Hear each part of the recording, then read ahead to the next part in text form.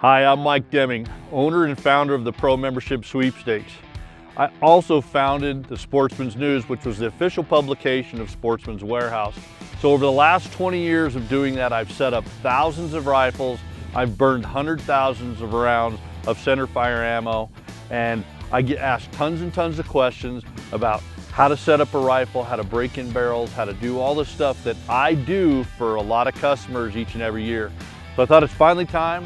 We're gonna build a 4-part series that we're gonna go through barrel break-in, tall target tests, we're gonna go picking a load with factory ammo, and then we'll go load development out to 800 yards. That'll be a great 4-part series that teaches you everything you need to know to get your gun on target and hitting stuff downrange to 800 yards and beyond.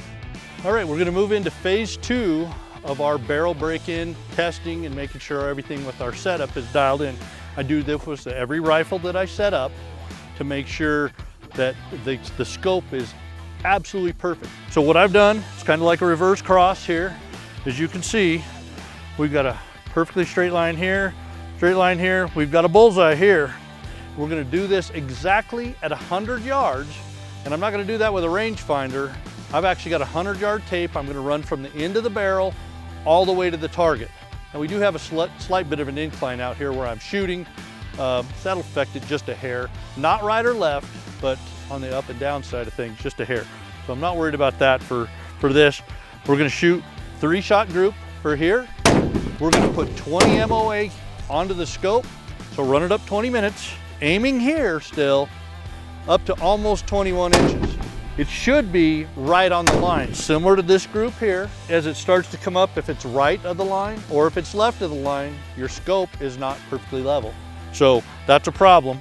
We're gonna correct the scope if that's the case.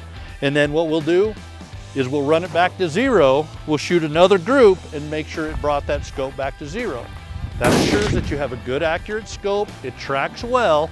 So this is why we do this with every gun, to make sure they're set up right, the equipment's right, and then we can move on to getting long-range data and shooting downrange. All right, so we did our tall target test. We came back out again this morning because there's not any mirage or anything else, and it was easier to see the target. So we're good now. Now we're ready to move to phase 3,